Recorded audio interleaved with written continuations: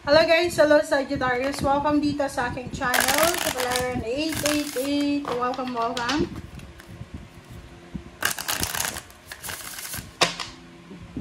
Sagittarius. Welcome guys. This is from November 17 of 2025. So, weekly tarot reading tayo. Third week of November.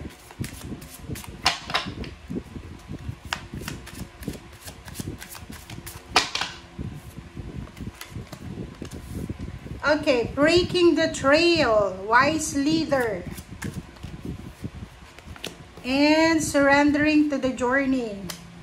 Okay. First card natin dito, Sagittarius, ay sa linggong ito ay posibleng busy ka. Kumbaga, occupied ka.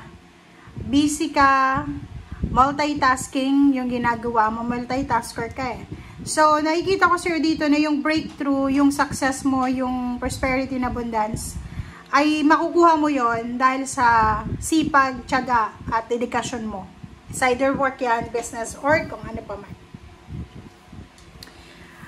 Dito naman sa wise leader, sinasabi ng barahan na sa linggong ito ay posibleng kakailanganin mong ilabas yung pagiging leader mo, okay?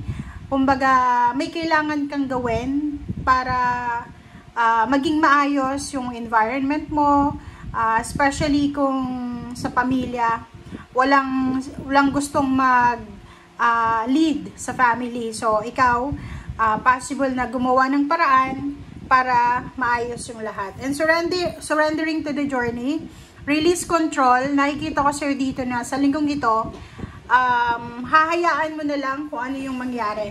Okay? Hahayaan mo na lang kung anong mangyari. Hahayaan mo na lang kung ano yung darating. And hindi mo na kokontrolin yung lahat. Okay.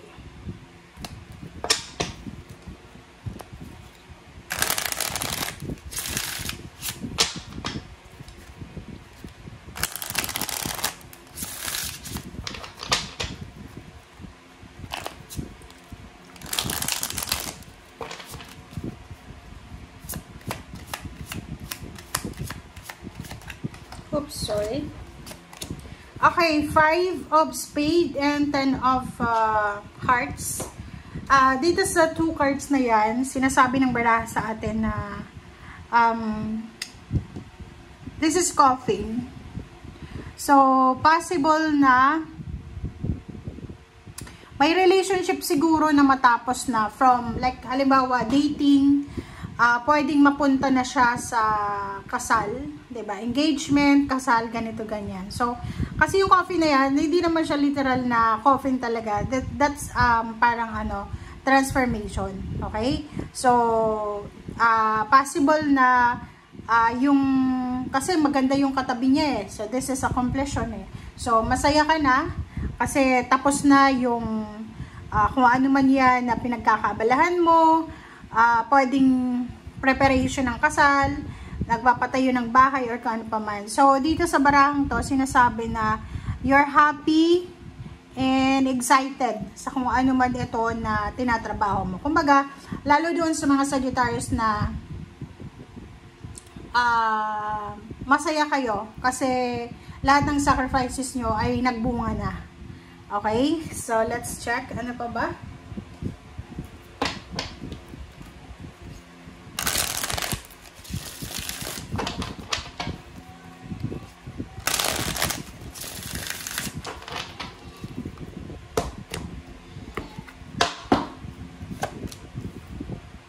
Okay, 6 of Pentacles, King of Swords, Ace of Swords, the Witch, wow.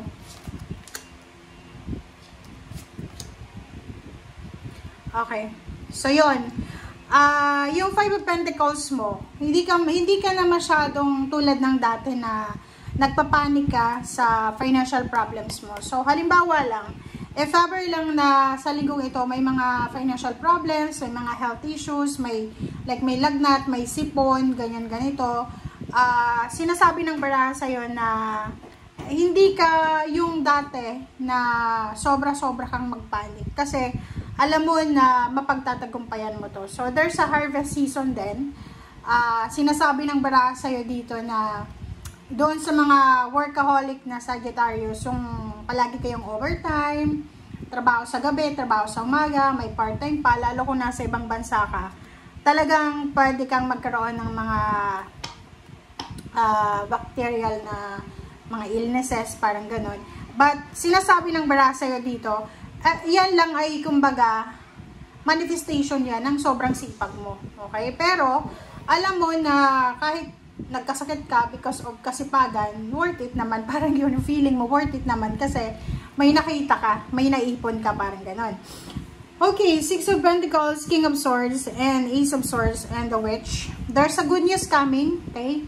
Prepare yourself, Sagittarius. Ihanda mo yung sarili mo. Paparating na yung birthday mo. So, maybe this is a birthday greetings or sinasabi ng baraha, meron kang pinaplano or meron kang gustong gawin na pwedeng magdala sa'yo ng successful na outcome.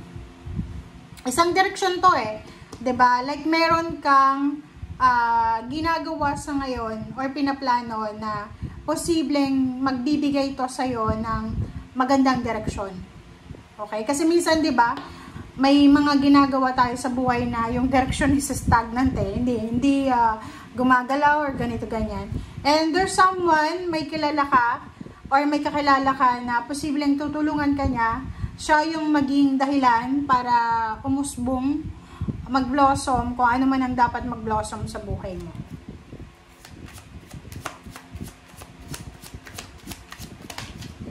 Alright. Three of Wands, ano ba yung hinihintay mo? Kasi sinasabi ng baraha sa'yo dito na yung hinihintay mo ay posibleng dumating na. And the Wild Hand, sinasabi ng baraha, no more waiting. No more waiting. Lalo na sa pera. Be careful lang kasi may mga tao na nakapaligid sa'yo na medyo toxic yung ugali nila, yung mindset nila. Kailangan mo lang maging conscious sa mga tao sa paligid mo. Okay, about your past, sinasabi ng baraha sa'yo na mag-iingat tayo sa dati nating kakilala, kamag-anak, dating katrabaho, dating boss, kasi pwedeng may pinaplano silang hindi maganda laban sa'yo. Especially sa love life, yung mga ex nyo, wag yun ang balikan. Yung mga dati nyong kaibigan, mag-iingat kayo. Earth Mother, so merong